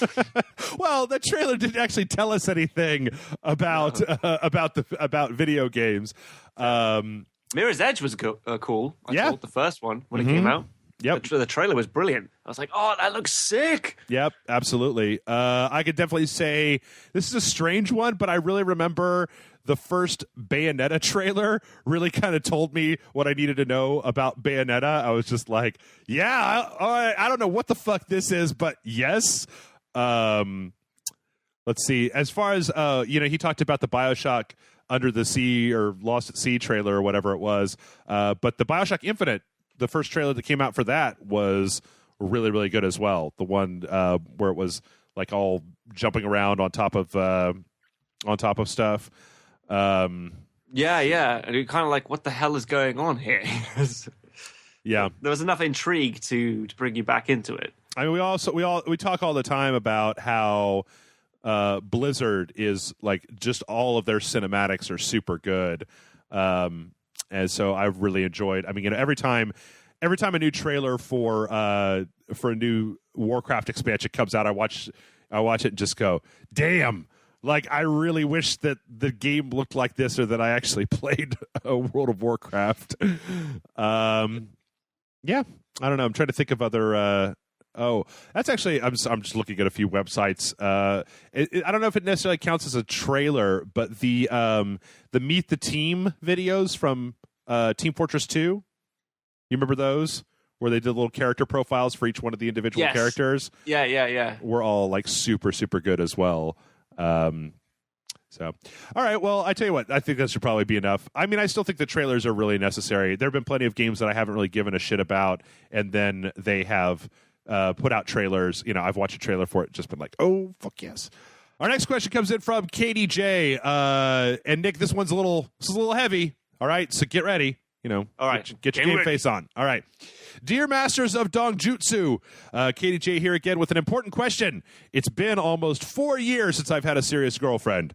I've had flings here and there, but no one I can give a shit about. You talked about how you haven't had a girlfriend in a while, and I just want to know how you can keep from getting depressed often. I'm in a weird part of my life right now, and I find it hard to think that someone new will come along and totally understand and be willing to go through it with me. It's not every day that I'm super down in the dumps, but most of the time I'm in a state of melancholy from constant loneliness. Just wanted to hear some friendly advice from some friends I've never met. KDJ. So, it's a heavy question. Wow. Heavy question, Nick. Yep. I know, yeah. You're asking me? Shit. Well, I don't know. Masturbate is quite good. So just lots and lots of masturbation. You know what? I can't entirely say that after I'm done, that I'm not like, okay, everything seems cool now, I guess. Watch some Netflix and go to bed. Netflix and chill by myself. I don't know. I mean, I tend to place a lot of importance on having good friends, on developing relationships with other people. That it's not exactly the same. You know, it's not as good as when you have somebody that you can count on, kind of like a partner, right? But if you do have people that you can call on that are good friends that you can kind of lean on when times are tough, it's a lot easier, you know, than just sitting around, you know, and being. I have a bad tendency to just sit around by myself and just be like,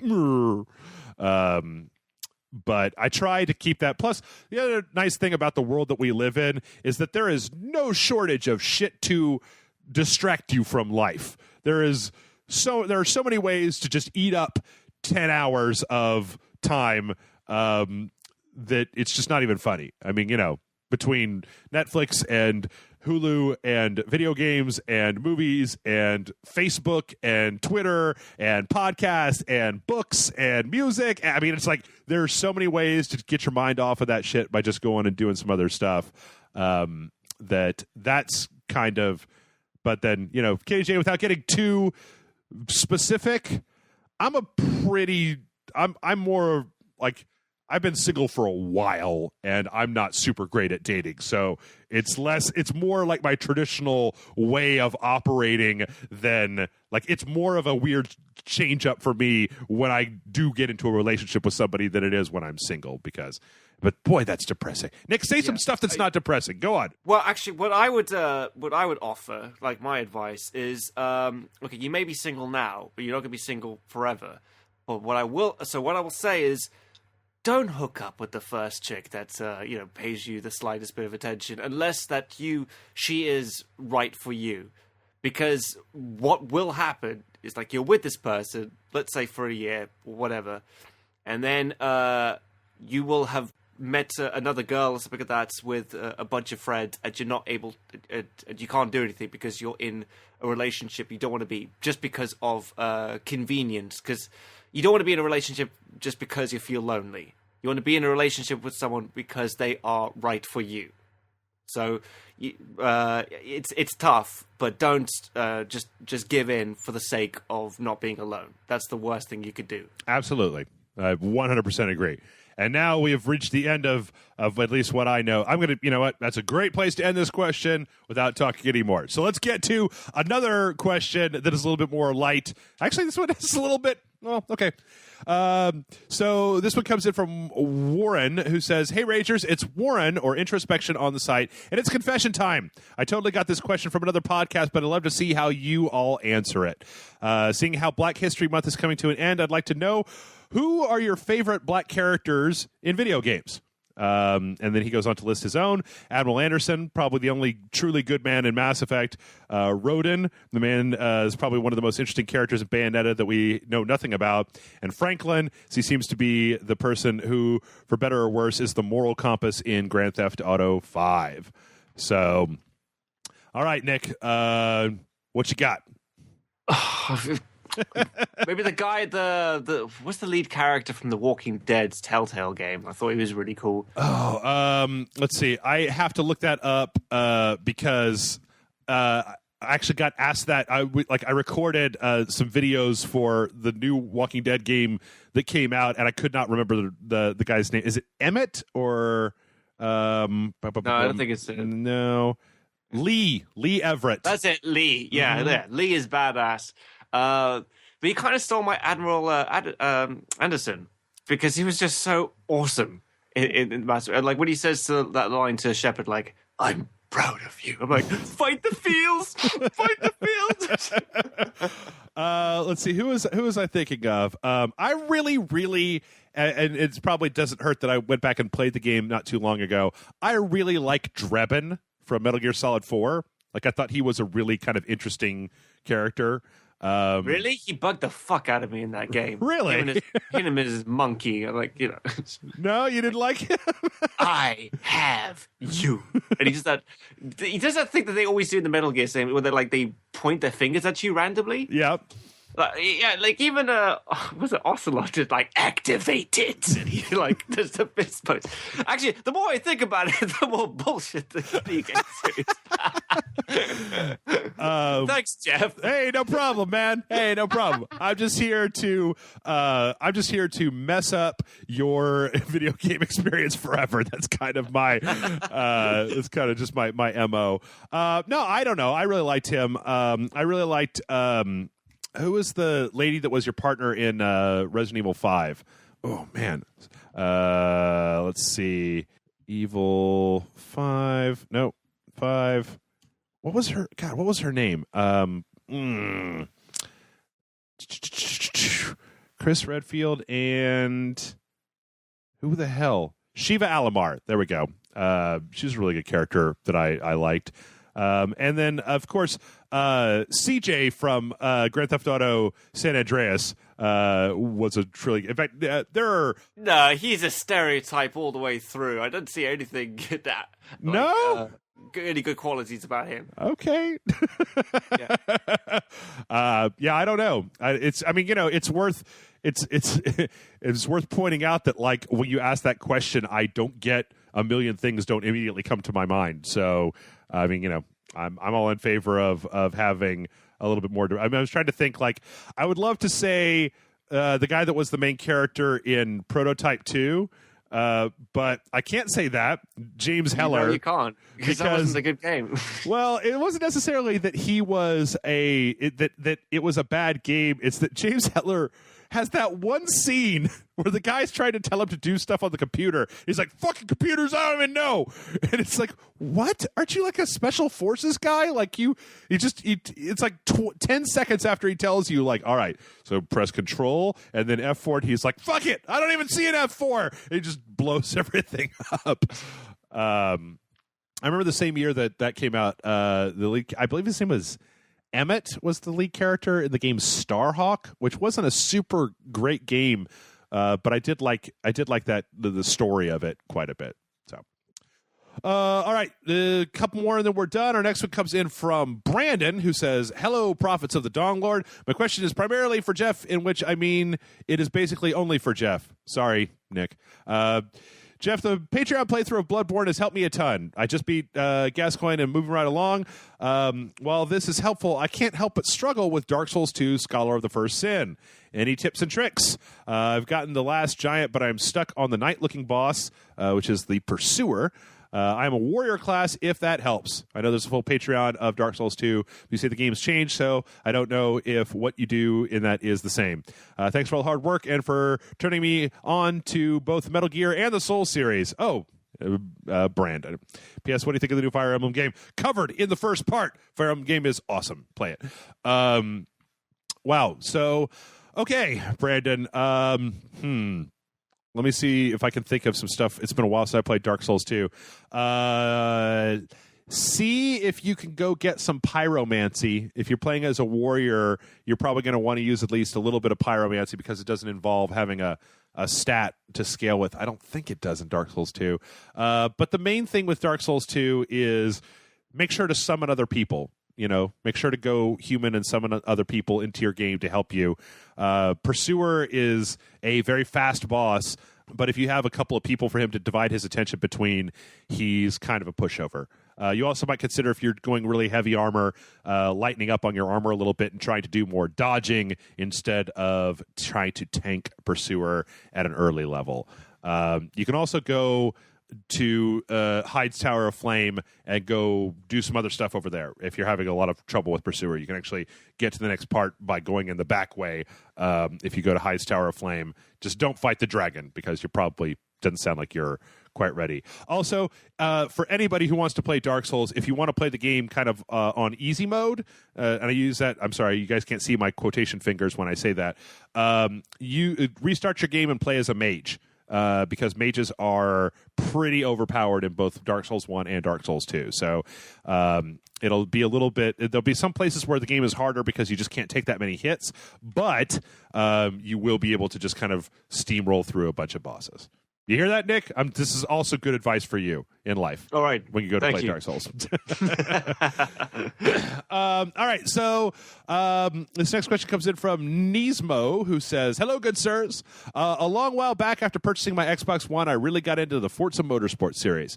So much so that I searched for Forza Podcast. Probably to your surprise, Rage Select was one of the first entries to show up. That's strange. So I downloaded it and was completely confused as to what the hell I was listening to. This was the episode where you and Jason go on about what a Forza movie would be like if you two directed it. That being said, I thought it was completely ridiculous and the exact opposite of what I was looking for. However, months down the road, I randomly re-listened to, I think he says podcast when he means dojo, and found it to be absolutely hilarious. I've since listened to every episode on a weekly basis. My question to you is, are there any games, books, movies, etc. that at first you thought were complete shit, but later gave it another shot only to find out that you really enjoyed it? Keep up the good work and much respect to the Dog Lord, Nismo."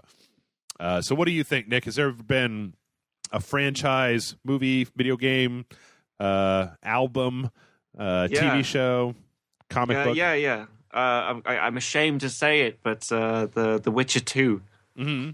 Like I kept trying to play it, and I just was getting really pissed off, and I wasn't enjoying it. And my brother was like, "Have you finished Witcher 2 yet?" I'm like, I can't get past the first level. I was like, "Stick with it. Trust me, stick with it." I'm like, I'm not really enjoying it, Sam. And he's like, "No, stick with it." And now I realize that what a mistake I made the first time around, because I love The Witcher 2 and I love The Witcher 3. I don't know what was going through my mind at the time. Yeah. I could definitely say that. I've told this story before, but it's probably one of the more explicit examples of what he's talking about. Is I had a friend who imported Demon Souls from Japan and played it on the PlayStation 3 probably a year before that game came out in the United States, and I gave him shit about it constantly. I was just like, "Why the fuck are you still playing this dumb game? Like, it's just a guy and a sword and." Look, there's a dragon. What fuck? There's been dragons in video games before, ass. Come on, let's go out. And then I played Demon Souls 1, and he kind of shepherded me through that, but I wasn't really as enamored with this. I was like, yeah, it was all right. It was like super easy, and he's like, it's super easy because I played it with you, and I jam at this game. And it was just like, oh, shit, okay. So it actually took me a while to get into that. I'm trying to think of, this is actually a question that's come up before, so I know that we've answered it before. But while I didn't try it, I spent a good long period of time, Nick, scoffing and ridiculing people that were into Harry Potter. What, the franchise itself? The books. Yeah. The books. Yeah. Right. When they were coming out, like, I remember that this was around like the third book, and I had this thing. I would keep saying this to people where I'm like, nobody will tell me what's wrong with the Harry Potter books, and that's why I don't trust them, because I don't trust something that everybody is just like, "Ooh, it's so great, it's so great, it's so great." But yeah, I had like coworkers like who were all reading them, and I'm like, it's a fucking children's book about wizards published by Scholastic. Be an adult. What the fuck? And then I remember one day, I think I was going on like a trip, or it might have been when I was living in Seattle, and I spent a lot of time on my own, and I went to a Target to buy like a chair or something, and I was like, oh yeah, first Harry Potter book. I'm like, all right, stupid. Let's see what you got. And then read the entire book that night and was like, yeah, went through and couldn't wait for them all to come out and shit like that. This is a reoccurring thing with you, mate. Didn't you like not want to watch Game of Thrones because everyone else said was really good? That sounds like something that I might have said. I say so much, it's hard for me to remember anything. I mean, I like to think that when I'd like to think that over the course of my life that I've come to a point where if I don't like a thing, I don't like a thing, but I am willing to give it a chance and then say that I don't like it. So far, right now, my biggest pet peeve is I am no longer willing to watch anything where people say, oh yeah, you've just got to watch the first season of this TV show and then it starts to get really good. Fuck that. I am not in, like, I have no tolerance whatsoever for TV shows that don't find their footing until season 2 because go to hell. There's so many other things that I could be watching that are great that I don't have to sit through, 14 or 12 one-hour episodes of some moderately not that bad show just to get to the place where things get good. Yeah, and yet you and I have watched TV shows where we know the first season sucks, and but we would love, like Stargate SG-1. The first season, shit as fuck. It's awful. But like after season 2, that's when they finally have a budget and they can actually do stuff. So like when I'm getting mates to get into it, I'm like, I know that the season 1 is going to look really bad and tacky and all of that, but it is worth it. Trust me, it really does get good after that. Yes, absolutely. Yes, if you were about to go into the comments to point out the hypocrisy of the fact that I like Farscape and the first season of Farscape is really, you just kind of got to plow through it until it gets good. I understand, but there's just so many freaking things now. There are so many movies and TV shows and shit like that I feel like I just don't. I just like I was talking with Brian Brushwood. Do you watch the Better Call Saul, Nick? Yes, I watched the last season. I forgot to watch the first episode recently. Yeah, that was season 2. Yeah, they're up to 2 now. But like that show should not be anywhere near as compelling as it ends up being. It's just a show about this kind of sleazy lawyer guy trying to get one over and fighting his past and stuff. It should be a really boring show, but it's not. It's one of the best goddamn TV shows. I love that show so much. So I don't know. I mean, if there's been things that people have asked me to give a second chance that I'm not, like I said, I'm not averse to trying it. It's just that, like I'm really, the older I get, the more I'm like, I don't want to waste my time by spending 12 hours watching a season of television just until a thing gets good. People out there really, really want me to watch that show, Steven Universe. And I started watching the first episode and I was just kind of like, I'm not really into this. And I didn't understand what I was watching and turned it off. And they're people like, no, you got to watch it. You got to watch it. You got to watch it. And I'm just like, I don't know, man. I don't know. All right, one more question. This one's more of a joke than anything else. This one comes in from our friend Jennifer, who says, when are you going to invite me on your podcast? From Jennifer. Jennifer is, I don't know if you know this, Nick. Jennifer is a person I've recently been having on the dojo. She's a cosplaying person here in Austin who's actually does like a lot of Twitch streaming. Her specialty is kind of like JRPG, Final Fantasy stuff, and Telltale games. So, it's nice to have somebody on board who's finally like, JRPGs, I love those things, instead of just like most of my other friends are. Soon, Jennifer, is the answer to that. I'm always in need of people to be on the podcast. And with that, we are going to go ahead and wrap it up. I feel like it's interesting, Nick, that we are not sitting at like 2.5 hours like we normally do. So we've got a kind of a more reasonably paced podcast this week. But before we go, pimp out your things. Tell the people. Oh, okay. Well, I do a show called History Buffs, and it's a YouTube channel that reviews historical movies and TV shows and tells you how accurate those films are based on the source material. Mm-hmm. So, like, for example, I just did one about the TV show Vikings, and I made predictions on what was going to happen in season 4 based on real history, and they're starting to come true. Like, the pilot episode came out, and everything I knew talked about was going to happen is starting to happen. So, yeah. Nice. Yeah. So that was good timing. And other stuff like Waterloo, Braveheart, Gladiator, like films like that. So, yep. Yeah. They are super good. You should totally go watch them. You should watch them all. They are entertaining as all balls. Yeah. You can find them on YouTube as History Buffs on YouTube. Mm-hmm. And the Facebook page is History Buffs London, and Twitter is History Buffs _. There you go. Totally go watch it. And stay tuned on Rage Select, because we've got, all kinds of stuff the way that we normally do. You know how it goes. Video games and the like. So thanks, everybody, for listening, and good night. Good night.